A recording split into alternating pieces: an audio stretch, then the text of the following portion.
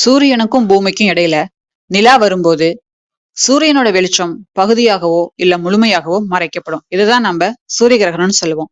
இப்படி இயற்கையா நடக்கிற சூரிய கிரகணத்தை இப்ப செயற்கையா நிகழ்த்த போறாங்க. இன்னைக்கு அதை பத்தி தான் பார்க்க போறோம். ஒண்டர் பிஹைண்ட் இட் அன்பு வணக்கங்கள். பூமியில இருக்க ஒவ்வொரு உயிரினங்களுக்கும் இன்றியமையாத ஒரு விஷயம் சூரிய ஒளி. இந்த சூரிய ஒளியை தரக்கூடிய இந்த சூரியனை பத்தி இன்னும் நிறைய விஷயங்கள் நமக்கு தெரியாம புரியாம இருக்கு. அதிலும் குறிப்பா சூரியனுடைய வெளிப்பகுதியான கொரோனா. இப்ப இந்த கொரோனாவை பத்தின ஒரு ஆராய்ச்சிக்காக தான் செயற்கையான ஒரு சூரிய கிரகணத்தை நிகழ்த்த போறாங்க. இந்த மிஷனுக்கு பேரு ப்ரோபா 3. ப்ரோபா அப்படின்னா ப்ராஜெக்ட் ஃபார் ஆன்போர்ட் அட்டானமி. 2006ல ஸ்டார்ட் பண்ண இந்த ப்ராஜெக்ட் இப்போதான் ஃபைனல் ஸ்டேஜை எட்டி இருக்கு. ஐரோப்பியன் ஸ்பேஸ் ஏஜென்சியுடைய இந்த ப்ரோபா 3 மிஷனை நம்ம இந்தியாவுடைய PSLV ராக்கெட் தான் வரப்போற செப்டம்பர்ல ஹை எர்த் ஆர்பிட்ல லான்ச் பண்ண போகுது. ஃபர்ஸ்ட் டைம் சூரியனுடைய கரோனாவை மெஷர் பண்ணக்கூடிய கரோனா இன்ஸ்ட்ருமெண்ட்டும் சூரியனோட டிஸ்கை மறைக்கக்கூடிய அக்யூல்டர் டிஸ்கும் டிஃப்ரெண்ட் ஸ்பேஸ் கிராஃப்ட்ல பார்க்க போகுது. ஆமாங்க, ப்ரோபா 3 மிஷன் 2 ஸ்பேஸ் கிராஃப்ட் கொண்டது. ஒன்னு கரோனாகிராஃப் ஸ்பேஸ் கிராஃப்ட், இன்னொன்னு அக்யூல்டர் ஸ்பேஸ் கிராஃப்ட்.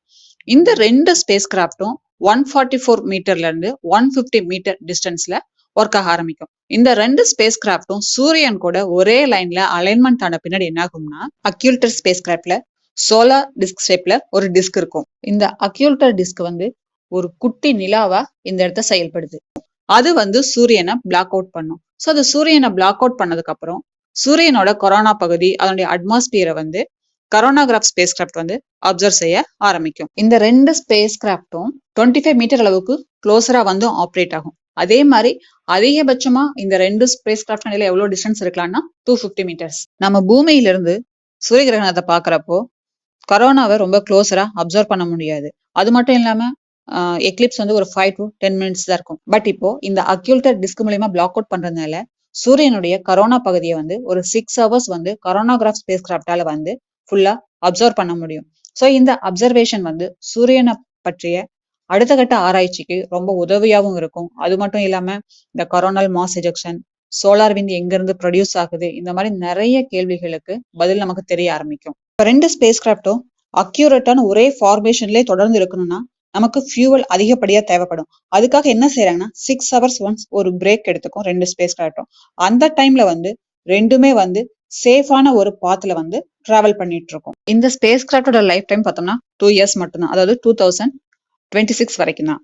இந்த ப்ரோபா 3 மிஷன் ஒரு ஆர்பிட்டல் லேப் மாதிரியும் ஃபங்க்ஷன் ஆகும். எப்படின்னா ஸ்பேஸ் கிராஃப்ட், அதாவது 2 ஸ்பேஸ் கிராஃப்டை எப்படி க்ளோஸரா ஆப்ரேட் பண்றது, தென் எப்படி ரொம்ப டிஸ்டன்ஸ்ல வச்சு ஆப்ரேட் பண்றது, தென் ஃபார்மேஷன் ஃபிளையிங், இந்த மாதிரி நிறைய புது டெக்னாலஜிஸை டெமான்ஸ்ட்ரேட் பண்ணி பார்க்குற ஒரு ஆர்பிட்டல் லேபாவும் இந்த ப்ரோபா 3 மிஷன் ஃபங்க்ஷன் ஆக போகுது. இந்த மிஷனை பூமியில டெஸ்ட் பண்றதுன்றது பாசிபிள் இல்லை.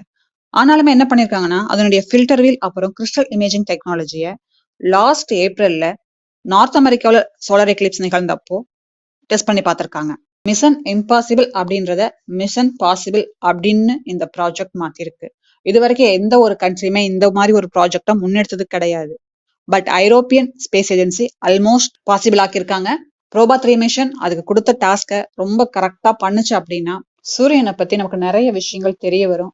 அது மட்டும் இல்லாம இப்ப இதுல யூஸ் பண்ணிருக்க ஃபார்மேஷன் ஃபையிங், ப்ரெசிஷன் ஃபார்மேஷன், இந்த மாதிரி டெக்னாலஜிஸ், அதாவது 2 ஸ்பேஸ் கிராஃப்டை வச்சு செஞ்சிருக்காங்க இல்லையா, ரெண்டையும் ரொம்ப அக்யூரேட்டா பிளேஸ் பண்றது, தென் ரெண்டும் க்ளோஸரா ஆப்ரேட் ஆகுறது, இந்த மாதிரி டெக்னாலஜிஸ் ஃபியூச்சர் ஸ்பேஸ் மிஷனுக்கு ரொம்பவே ஹெல்ப்ஃபுல்லாகவும் இருக்கும். வீடியோ பிடிச்சிருந்தா லைக் பண்ணுங்க, ஷேர் பண்ணுங்க, கமெண்ட் பண்ணுங்க, சப்ஸ்கிரைப் பண்ணுங்க.